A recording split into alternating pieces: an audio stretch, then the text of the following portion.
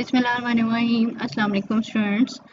इससे पिछले लेक्चर में हमने आयोनाइजेशन एनर्जीज के बारे में स्टडी किया था और आज हम इलेक्ट्रॉन अफिनिटी के बारे में स्टडी करेंगे। ठीक है, electron affinity is defined as the minimum energy released when an electron is absorbed in the lowest energy state of an isolated atom to form an anion। कि जब भी कोई एनाइन बनना है यानी न्यूट्रल एटम से एक एनाइन बनना है जिसने एक इलेक्ट्रॉन को गेन करना है, तो उस टाइम जो एनर्जी रिलीज हो रही होती है वो इलेक्ट्रॉन अफिनिटी कहलाती है। Electron affinity is similar to ionization potential expressed in electron volt और किलो जूल पर मोल। तो इसकी सिंपल एग्जांपल आपको दी जा रही है कि कोई एक गैशियस एटम है यानी आइसोलेटेड एटम है ए, उसमें एक इलेक्ट्रॉन ऐड हो रहा है तो क्या बनेगा, एक एनाइन बन जाएगा। ठीक है, गैशियस फॉर्म में। अब इस टाइम जो एनर्जी रिलीज होगी उसे हम क्या कहते हैं, फर्स्ट इलेक्ट्रॉन अफिनिटी। और अगर किसी एनाइन के अंदर और इलेक्ट्रॉन हमने ऐड करना हो तो आपको पता है कि ये हमारे लिए बहुत मुश्किल होगा कि एक न्यूट्रल एटम में तो फिर एक इलेक्ट्रॉन ऐड हो सकता है, लेकिन एक ऑलरेडी एनाइन के अंदर एक इलेक्ट्रॉन ऐड करना हो तो अब एनर्जी रिलीज नहीं होती, अब एनर्जी क्या होती है, एब्जॉर्ब, कि हमें खुद से फोर्स लगा के उस इलेक्ट्रॉन को अंदर ऐड करना पड़ता है। क्यों कि ऑलरेडी इलेक्ट्रॉन बहुत ज़्यादा हैं, हम बाहर से इलेक्ट्रॉन ऐड करें तो क्या होता है कि उनके दरमियान में रिपल्शन होती है, तो वो बाहर वाले इलेक्ट्रॉन को तो डालने ही नहीं देगा अपने शेल के अंदर, तो हम बाहर से फोर्स लगा के उसको क्या करते हैं कि उस शेल के अंदर ऐड कर रहे होते हैं। ठीक है, अब हमारे पास क्या है, सेकंड क्या है, एक एनाइन है, एनाइन के अंदर एक इलेक्ट्रॉन ऐड कर रहे हैं तो फिर वो A2 नेगेटिव बन रहा है। ठीक है, तो ये इसकी सेकंड इलेक्ट्रॉन अफिनिटी की वैल्यू होती है। आपको कुछ एग्जांपल दी जा रही हैं। क्लोरीन है, क्लोरीन न्यूट्रल एटम के अंदर एक इलेक्ट्रॉन ऐड हो रहा है तो क्लोराइड आयन बन रहा है। ठीक है, अगर फर्स्ट आयनाइजेशन एनर्जी की वैल्यू प्लस में है तो सेकंड आयनाइजेशन एनर्जी की वैल्यू क्या होगी, माइनस में होगी। ठीक है, ये यहाँ पे इन्होंने पॉजिटिव और नेगेटिव साइन को बड़ा कंफ्यूज किया हुआ है, लेकिन आप एक एक चीज़ ही रख लें।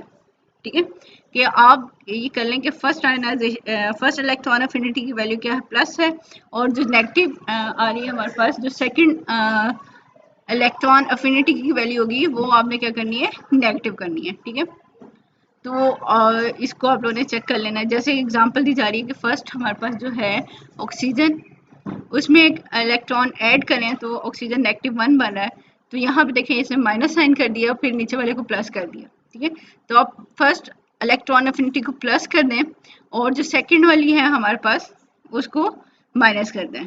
ठीक है, तो अब ये देखिए फर्स्ट और सेकंड के अंदर अगर आप डिजिट में ही देखें तो फर्स्ट में एनर्जी रिलीज हो रही है 142, लेकिन हम सेकंड टाइम उसको बहुत ज़्यादा एनर्जी दे रहे हैं। ठीक है, 780 किलो जूल जो है पर मोल उसकी एनर्जी जो है हमने देनी पड़ेगी, तब वो सेकंड इलेक्ट्रॉन उसके अंदर ऐड होगा। When a second electron is absorbed to a uninegative ion, the incoming electron is repelled by the negative ion and energy is absorbed in this process. It is an endothermic process. कि अब ये हमारे पास क्या होगा, endothermic process होगा। ठीक है, for example electron affinity for oxygen -1 is 1.48 electron volt में है। अब ये ठीक है, किलो जूल की बात नहीं करें, इलेक्ट्रॉन वोल्ट में कन्वर्ट किया हुआ है।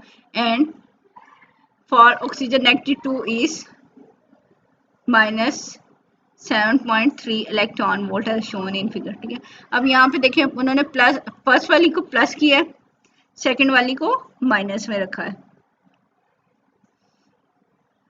ठीक, नीचे आपको टेबल दिए गए हैं, अगर आप पहले देखें, आप ये चेक कर लो क्या है ये हमारे पास नोबल गैसेस, तो उनकी इलेक्ट्रॉन अफिनिटी की वैल्यू क्या है, 0, मीन वो इलेक्ट्रॉन को गेन नहीं करना चाहती क्योंकि उनका आटम और शेल कंप्लीट है। ठीक है, अब अगर आप हेलोजन फैमिली देखें वो क्या करती है, एक इलेक्ट्रॉन गेन करती है। ठीक है, और इनमें जनरली ट्रेंड ऊपर से नीचे क्या होता है, डिक्रीज हो रहा होता है, सिर्फ फ्लोरीन और क्लोरीन का में एक्सेप्शन के बाद। ठीक है, इसमें एक्सेप्शन है, लेकिन क्लोरीन से लेके आयोडीन, ब्रोमीन और आयोडीन में देखें आप क्या हो रहा है, ये डिक्रीज होता है, यानी डाउन द ग्रुप जो है इलेक्ट्रॉन अफिनिटी डिक्रीज हो रही होती है। ठीक है, अब एक और चीज़ इन्होंने क्या एक्सप्लेन की कि जहाँ पे शेल जो है कंप्लीट होता है, जैसे उन्होंने एग्जांपल दी है बेरिलियम एंड मैग्नीशियम में, आपको पता है एस ब्लॉक में आ रहे हैं, जब शेल कंप्लीट हो जाता है तो उसमें अगर हम एक इलेक्ट्रॉन ऐड करना चाहें तो क्या होगा, इसका मतलब है हम एक शेल ऐड करना चाह रहे हैं, जो कि इतना इजी नहीं होता। तो इसलिए जहाँ पे शेल कंप्लीट हो रहा होगा तो वहाँ पे भी इलेक्ट्रॉन अफिनिटी की वैल्यू जो है वो डिफरेंट आ सकती है, ठीक है। There are only few cases which have the positive value for electron affinities, ठीक है। अब अगर आप फर्स्ट आयनाइजेशन एनर्जी को पॉजिटिव ले रहे हैं तो सेकंड वाले को नेगेटिव आ रही होगी, ठीक है। इसको आप लोगों ने क्लियरली चेक कर लेना है। These are mainly lighter and non metallic elements, ठीक है। कि लाइटर और नॉन मेटेलिक एलिमेंट्स मीन आपको पता है हेलोजेंस एक इलेक्ट्रॉन ले रहे हैं, और उससे पहले ऑक्सीजन वाले, ऑक्सीजन सल्फर क्या है 2 इलेक्ट्रॉन गेन कर रहे हैं, ठीक। तो ये 5, 6 और 7 वाले जो हैं हमारे पास वो जो ग्रुप है, ये उनकी बात हो रही है कि उनमें मेनली ये लाइटर एलिमेंट्स हैं और ये नॉन मेटेलिक एलिमेंट्स हैं। Larger positive values are shown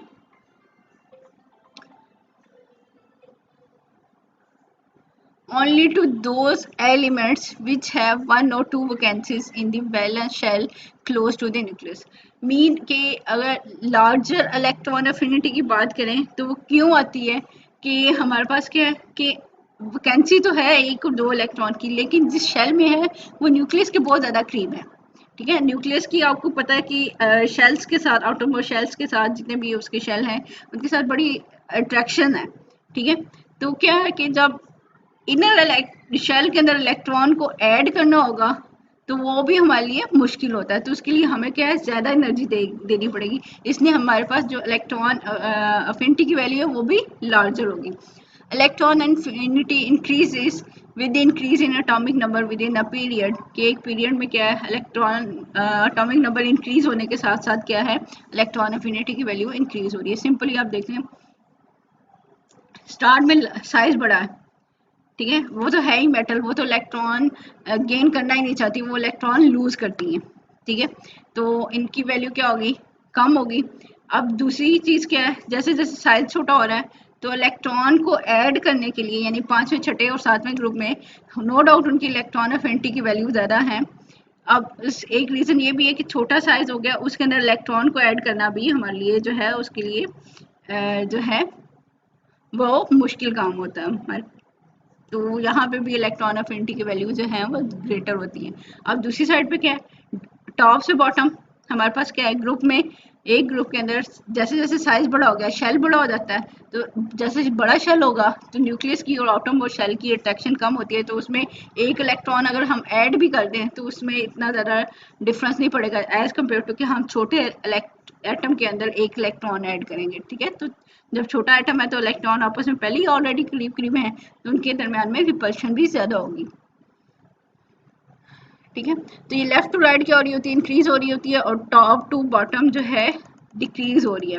as shown in the table, beryllium and magnesium have low values of electron affinity, इनकी वैल्यू क्या कम है, क्यों होती है, it is because beryllium and magnesium atom have completely filled S subshell, and thus an electron added will occupy a sub-level of higher energy, which is not so easy. Hence, these atoms have low electron affinities. कि हम मैंने अभी आपको पहले बताया है कि S orbital जो है अल्किलियम एटम में S1 होता है और अल्कलाइन अर्थ एटम में S2 होता है, और S में आपको पता है 2 ही इलेक्ट्रॉन आ रहे होते हैं। तो इलेक्ट्रॉन की एडिशन की वजह से क्या है शेल कंप्लीट हो गया।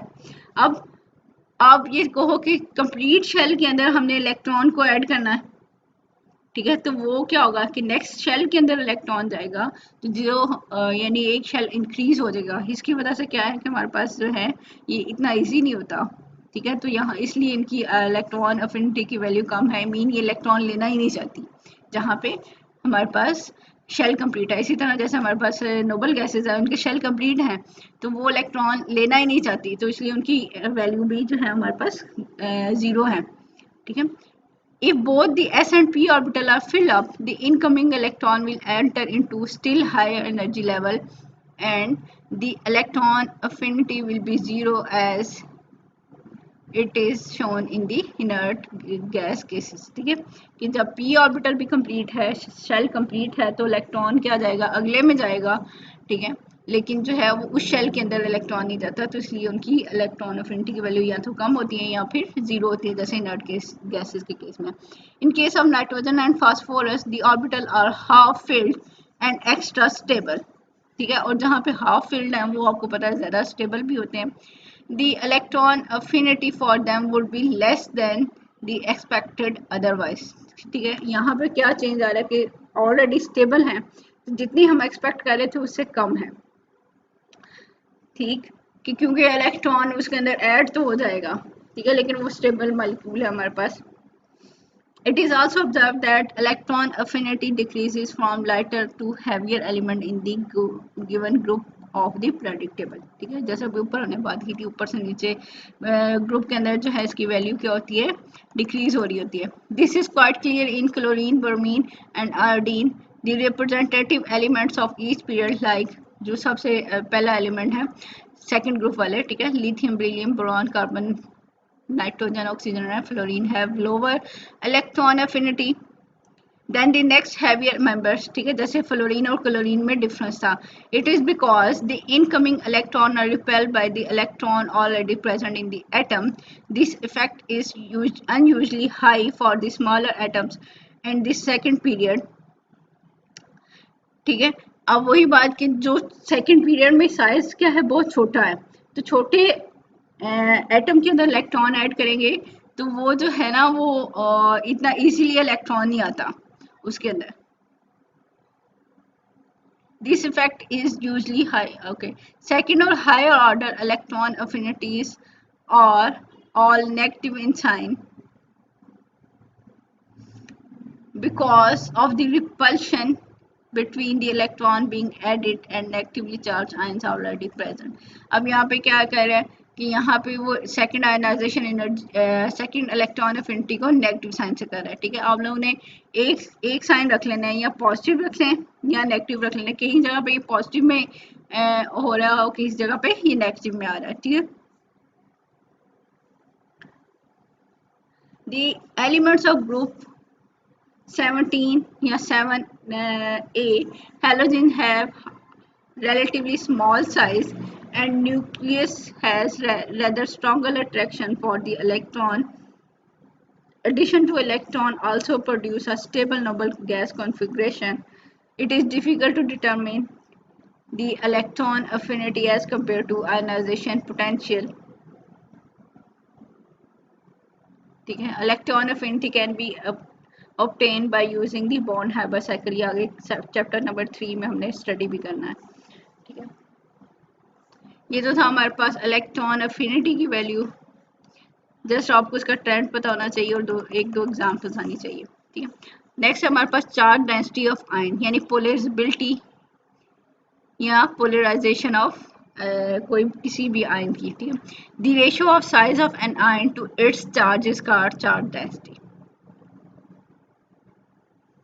ठीक है, कि साइज ऑफ आयन कितना है और इसके ऊपर चार्ज कितना है, +1 है, +2 है, +3 है, और साइज कितना है, तो इसकी रेशियो हमारे पास क्या करती है कि ये हमें चार्ज डेंसिटी के बारे में इंफॉर्मेशन देती है।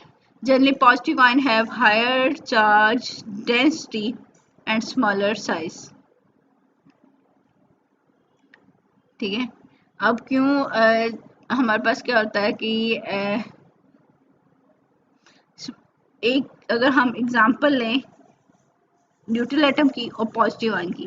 ठीक है, पॉजिटिव आयन का साइज क्या है, न्यूट्रल एटम से स्मॉलर होता है। मीन यहाँ पे यही कहा जा रहा है आपको कि स्मॉलर साइज है और उसके चार्ज जो है उस डेंसिटी जो है वो ग्रेटर होती है। लेकिन उसके इनवर्स जो नेगेटिव आयन होता है हमारे पास, वो क्या है कि उसके ऊपर जो है साइज जो है उसका ग्रेटर होता है न्यूट्रल एटम से, और मोस्टली उसके ऊपर चार्ज डेंसिटी जो है या चार्ज जो है वो कम होता है।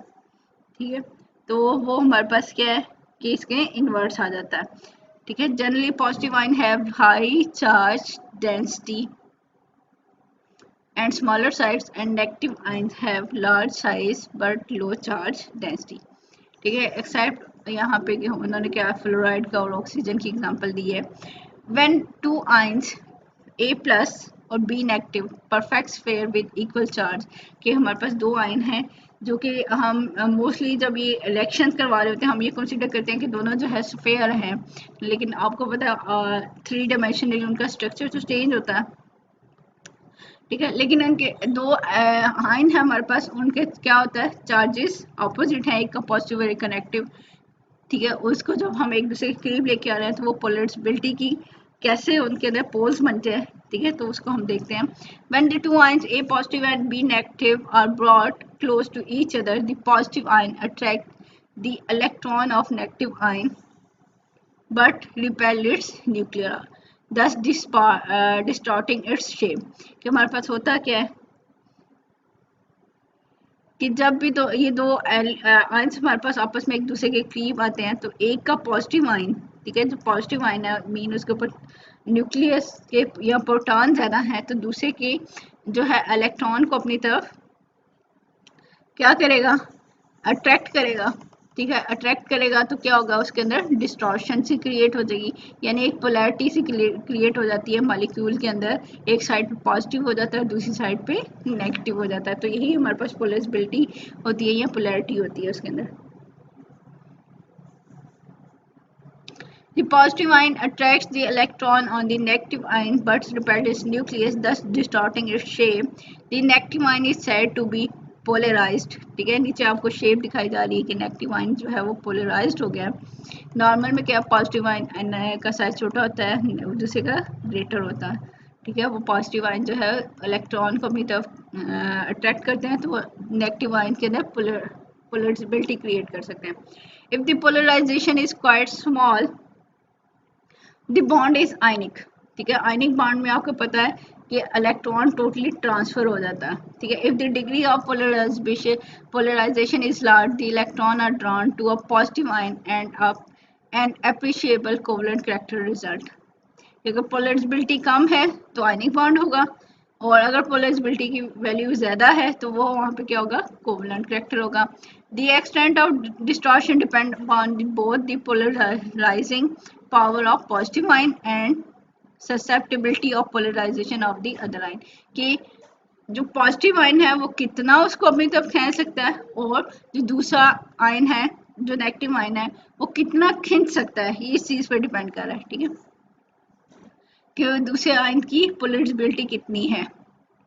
Generally, the polarizing power increases as the ion becomes smaller and more highly charged, कि जितना चार्ज ज़्यादा होगा वो उतना अपनी तरफ जो है ना वो अट्रैक्ट करेगा, और या जितना उसका साइज छोटा होगा वो दूसरे को उतना ज़्यादा अट्रैक्ट करेगा, यानी उसकी पोलराइजेबिलिटी पावर जो है इंक्रीज हो जाएगी।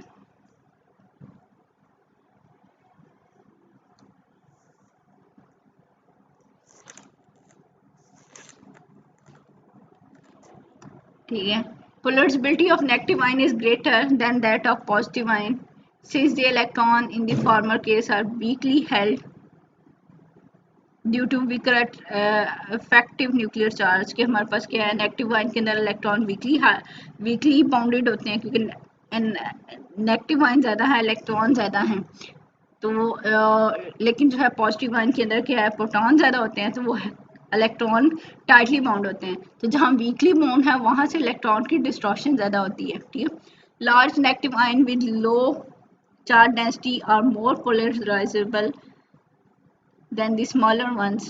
देखा हमने यही बात की कि स्मॉलर लार्जर आयंस है, साइज बड़ा है तो उसकी पोलराइजेबिलिटी भी ज़्यादा होगी, क्योंकि ये डायरेक्टली रिलेट कर रहा होता है पीछे हमारे इसके साथ इक्वेशन में भी आप देख लीजिएगा। The trend of polarizability are given by Fajans rule which state that the covalent bonding is favourable by, ऊपर हमने कहा था जितनी पोलराइजेबिलिटी ज़्यादा होगी उतना ही हमारे पास कोवलेंट बॉन्ड भी ज़्यादा होगा। स्मॉलर पॉजिटिव आयन, कि जितना पॉजिटिव आयन छोटा होगा उतना उसके अंदर पोलराइजेबिलिटी ज़्यादा होगी, उतना उसके अंदर कोवलेंट करैक्टर ज़्यादा होगा, जैसे लिथियम आयन है, बेरिलियम 2 है या एल्युमिनियम 3 है। एक लार्ज नेगेटिव आयन होना चाहिए, ठीक है, फिर भी होगा large charges on either ions, के या फिर चार्ज ग्रेटर हो तो भी हो सकता है। अब हमारे पास क्या एग्जांपल दी जा रही है, aluminium chloride is more covalent than magnesium chloride, ठीक है। The former sublime whereas the later melts at 112 centigrade, ठीक है। जो जो ज़्यादा कोवलेंट है, देखो इसमें साइज भी बड़ा है, एनाइन के ऊपर चार्ज भी, यहाँ पे हमारे पास क्या है कि ये चार्ज जो है ग्रेटर हो गया है, और इसकी बेस पे हमारे पास क्या है, इसकी पोलराइजेबिलिटी ज़्यादा है, और ये हमारे पास कोवलेंट कैरेक्टर्स के अंदर ज़्यादा है, ठीक है। The positive ion if they do not have a noble gas electronic configuration, positive ion होगा तो उसकी भी जो है उसमें स्मॉलर साइज हो, तो वो उसमें भी हमारे पास क्या है कि कोवलेंट कैरेक्टर आ सकता है। एग्जाम्पल्स दी जा रही हैं, the larger iodide bromide ion are relatively distorted by the smaller positive ion, कि हमारे पास क्या पॉजिटिव आयन क्या होना चाहिए, स्मॉल होना चाहिए, और जो है जो दूसरे एलिमेंट्स एंड आयन है वो लार्जर होने चाहिए। For example magnesium, iron and aluminium are more effective polarizing agent, more covalent character is shown by the compound made up of small positive and large negative ions, ठीक है।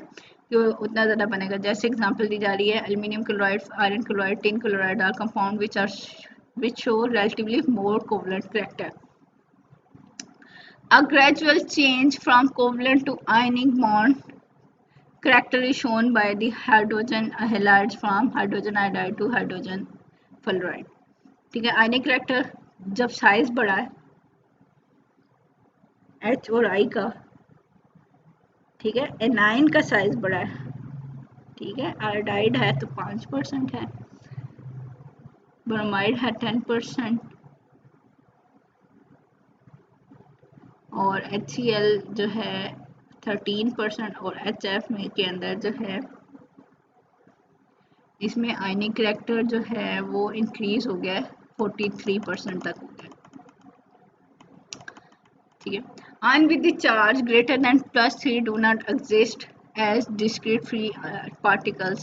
For example, carbon +4, phosphorus +5, sulfur +6, chloride +7 do not exist because such ions are easily attracted to the negative ions to form a covalent molecules, ठीक है। अब क्या है कि positive ions के ऊपर चार्ज ज़्यादा हो तो वो क्या है नेगेटिव आयन के साथ जो है ना अट्रैक्ट हो जाते हैं और कंपाउंड बनाते हैं, ठीक है, कंपाउंड आयन या जिसे कहते हैं। However their oxidation state +4, +6, +5 and +7 are exhibited in the corresponding covalent compounds such as A in molecules के, इन एलिमेंट्स के हमारे पास जो है जो कंपाउंड बन रहे होते हैं वो क्या है, कार्बन टेट्राक्लोराइड, इसके अंदर कार्बन की 4 वैलेंसी है, कार्बन डाइऑक्साइड के अंदर कार्बन की 4 वैलेंसी है, PCl5 में फास्फोरस की +5 है, SF6 के अंदर इसकी वैलेंसी +6 है, SO3 में भी, और Cl2O7 के अंदर भी इसकी +7 वैलेंसी है। Similarly, when magnesium sulfate is dissolved in water, magnesium and sulfate ions will be produced. These sulfur +6 and oxygen -2 ion do not exist, यानी ये ऐसे अलग नहीं रहते बल्कि ये सल्फेट आयन की फॉर्म में एग्जिस्ट कर रहते हैं, because they have smaller size and high charge. Even if they are generated, they will not exist in contact with water molecule है शोन इन द फिगर, कि ये हमारे पास अगर ऐसा हो भी तो ये वाटर मॉलिक्यूल के साथ मिलके OH नेगेटिव आयन बना देगा, ठीक है। ये तो जस्ट वैसे थोड़ा सा आपको इलेक्ट्रॉन अफिनिटी के बारे में और हमारे पास चार्ज डेंसिटी के बारे में बताया गया। आगे इलेक्ट्रोनेगेटिविटी है, इसके भी डिफरेंट स्केल्स हैं, उसको मैं आपको नहीं करूँगी, ठीक है। जस्ट हम देख लेते हैं इलेक्ट्रोनेगेटिविटी होती क्या और इलेक्ट्रो पॉजिटिविटी क्या होती है,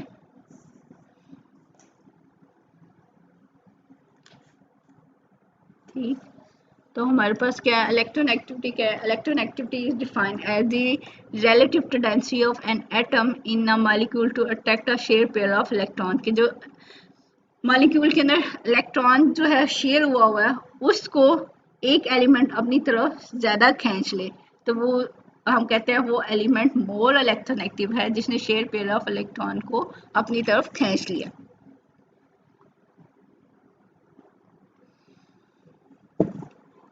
Electronegativity depend upon the atomic structure and number and nature of the atom tending to combine together. कि ये इलेक्ट्रोनेगेटिविटी डिपेंड किस पे करी है कि जो एलिमेंट्स आपस में कंबाइन हो रहे हैं उनकी नेचर क्या है, उनके नंबर क्या है, उनका स्ट्रक्चर क्या है. Generally small atom are more electronegative. ठीक है, जैसे फ्लोरीन आपको पता है, तो फ्लोरीन सबसे ज़्यादा इलेक्ट्रोनेगेटिव है. The atom with nearly filled shell of electron had higher electronegativity than with the less than half filled or scarcely filled. Example ले लें आप नियरली कंप्लीट किसका, हेलोजेंस का. ठीक है, और हेलोजन की इलेक्ट्रॉन ये इलेक्ट्रोनेगेटिविटी की वैल्यू क्या है, ज़्यादा है. लेकिन जिसमें हाफ फिल्ड है या स्केर्सली फिल है, मीन एक इलेक्ट्रॉन है या दो इलेक्ट्रॉन है. एक इलेक्ट्रॉन अगर आप बात कर लें तो ये इलेक्ट्रॉन अल्कली मेटल का है, तो वो क्या है, उनकी इलेक्ट्रोनेगेटिविटी की वैल्यू बहुत कम है. वो इलेक्ट्रॉन को अपनी तरफ खींचती नहीं है, वो बल्कि अपने इलेक्ट्रॉन दूसरे एलिमेंट्स को देती हैं. ठीक है, for example the alkali metal और the elements which scarcely filled shell, यानी उसके आउटर मोस्ट में एक इलेक्ट्रॉन होता है, and are least electronegative. Halogens, on the other hand, are the elements with nearly filled shells and hence are the most electronegative elements. It is made clear that electronegativity is not same as electron affinity. Mean electron affinity और electronegativity में difference है. Electronegativity is the relative property of atom in their molecule. कि electronegativity क्या है कि molecule के अंदर जो बॉन्ड बना हुआ है वहाँ पे जो एलिमेंट्स हैं वो शेड पेयर को अपनी तरफ खींच रहा है. ठीक है, यानी ये मॉलिक्यूल की बात हो रही है. Where are electron affinity is a property of isolated atom. कि इलेक्ट्रॉन अफिनिटी की हम जो है एक आइसोलेटेड गैसियस एटम के अंदर जब इलेक्ट्रॉन ऐड कर रहे होते हैं तो जितनी एनर्जी जो है रिलीज होती है वो हमारे पास इलेक्ट्रॉन अफिनिटी होती है. In the periodic table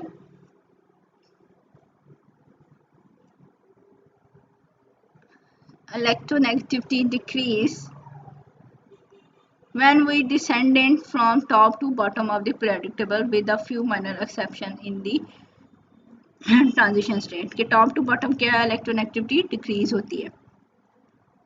electronegativity decreases due to successive appearance of electronic shell in each step forward. जैसे जैसे हम ऊपर से नीचे आ रहे हैं तो शेल इंक्रीज हो रहे हैं तो इलेक्ट्रोनेगेटिविटी की वैल्यू भी डिक्रीज होगी. हमने कहा था जितना छोटा साइज होगा उसकी इलेक्ट्रोनेगेटिविटी ज़्यादा होगी. The addition of extra shell in larger atom screen the shared pair of from nucleus and the pair is attracted less by the element in the combined state. के जितना वो शेल में बड़ा होगा उसकी अट्रैक्शन भी है हमारे पास कम होगी. The electronegativity value increase from left to right in the period. के left to right जो है period में increase हो रही है क्योंकि size decrease हो रहा है. Electronegativity is not directly measurable because it is not a precise quantity. क्योंकि ये एक एलिमेंट को दूसरे के साथ अटैच करेंगे तो उसकी बेस के ऊपर जो है हमारे पास जो है इलेक्ट्रोनेगेटिविटी की वैल्यू आती है. The electronegativity of an element is taken relative to the value of other elements. Electronegativity of an element refer to its more common oxidation state. ये उसकी ऑक्सीडेशन स्टेट से भी डील कर रही है.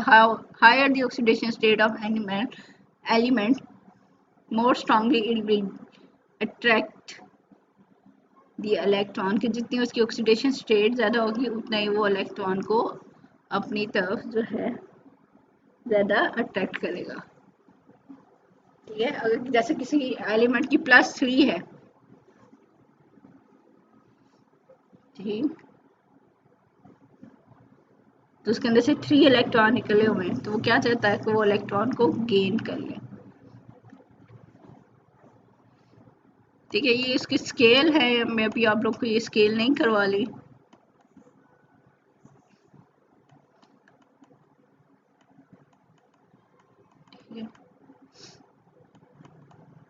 हम ऑर्बिटल की इलेक्ट्रोनेगेटिविटी देख सकते हैं S, P और D और F के लिहाज से. ठीक है, या S और P की भी हमारे पास क्या है इलेक्ट्रोनेगेटिविटी की वैल्यू डिफरेंट हो सकती है. The electronegativity is believed to depend upon the nature of orbital involve in bonding. For example, S orbital penetrate nearer to the nucleus than a P orbital, and the former contribute more electronegative character, कि S orbital के अंदर more electronegative character होता है क्योंकि ये ज़्यादा penetration power है इसकी और ये ज़्यादा क्लोज होता है हमारे पास न्यूक्लियस के. The orbital electronegativity therefore depend upon the percentage of S and P character in sp3, sp2 and sp hybridization. आपको पता है sp में 50-50 है कि एक S है और एक P है, तो इनका कंट्रीब्यूशन क्या होगा, इक्वल, तो 50-50 हो गया. sp2 में क्या है, 2 P है और एक S है, मीन ये क्या बनेगा, S का करेक्टर है 33% और वो 66% जो है P का आ गया.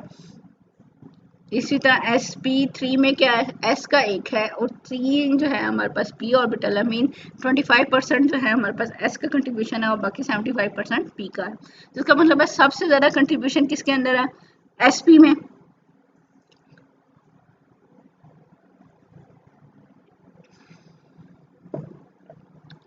sp हाइब्रिडाइजेशन के अंदर परसेंटेज या उसका s का कंट्रीब्यूशन ज़्यादा है, तो इसके लिए इसका मतलब है sp हाइब्रिडाइजेशन के अंदर जो है ये इलेक्ट्रोनेगेटिविटी की वैल्यू भी इसकी ज़्यादा होगी. दस for the carbon atom the electronegativities और 2.48, 2.75 and 3.29 in sp3, sp2 and sp में सबसे ज़्यादा होगी हाइब्रिडाइजेशन. ठीक है.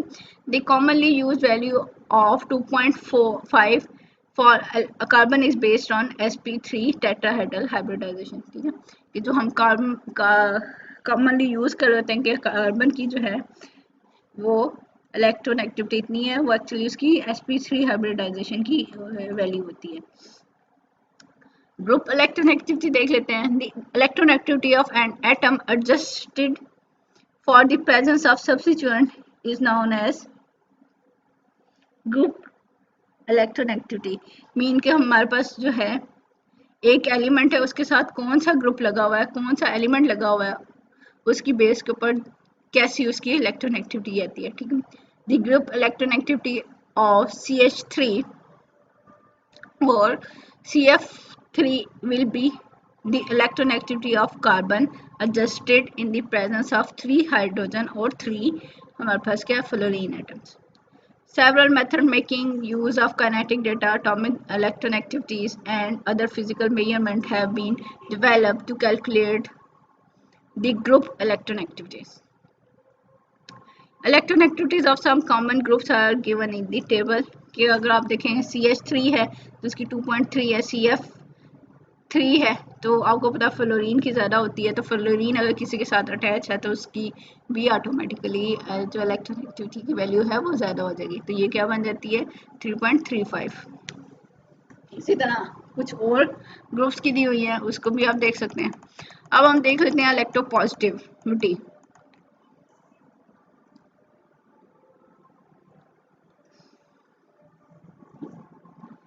यहाँ इसको हम क्या कहते हैं, ये हमारे पास क्या है, मेटेलिक करेक्टर है.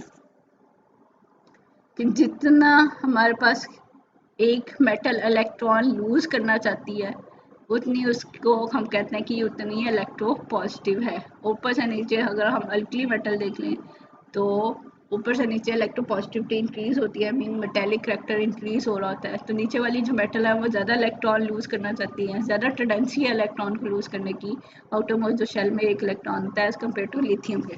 ठीक है, जो कि टॉप पे है.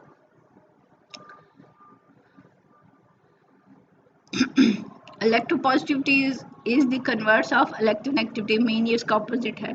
It is related to the tendency of conveniently losing an electron. The stronger the tendency to lose electron, the more electropositive will be the element. तो जितना वो electron को lose कर सकता है, easily कर सकता है, और उतना ही वो more electropositive element होगा. The larger the size of an atom, the valency electron in the outermost orbit will be placed further from the nucleus and hence will be easily removed, making that atom more electropositive. के mean कि जो outermost shell में electron है वो जितना nucleus से दूर होगा उतना वो इजीली हमारे पास क्या है, हम उसको रिमूव कर सकते हैं, उतना मेटल जो है हमारे पास मोर इलेक्ट्रोपॉजिटिव होगी. Greater the electropositivity of an element, more will be its metallic character, की metallic nature कि जितनी इलेक्ट्रोपॉजिटिविटी ज़्यादा होगी उतना ही मेटेलिक नेचर ज़्यादा होगी। When two atom have the same size, the one with the greater atomic number will be more metallic in nature, कि जिसका एटॉमिक नंबर ज़्यादा होगा वो हमारे पास क्या है कि वो हमारे पास ज़्यादा electropositive होगा। Metallic character decrease from left to right across the period because of decrease in the atomic size and increase in the ionization potential. For example, sodium and magnesium are more metallic than the silicon and germanium. The most electropositive elements are found in the lower left of the periodic table, mean potassium, cesium, rubidium, ये वाली metals. And most non-metallic are found on the top right, जैसे oxygen, fluorine, ठीक है, ये chlorine वगैरह, ये सारी हमारे पास जो है नॉन मेटेलिक आ गए। The electropositive element are also more basic in nature. हमारे पास ये बेसिक ऑक्साइड बनाते हैं, अल्कली बनाती हैं, ठीक है, अल्कली ऑक्साइड बना रहे थे। Basic properties increases as we go down in the group since the element become more and more electropositive.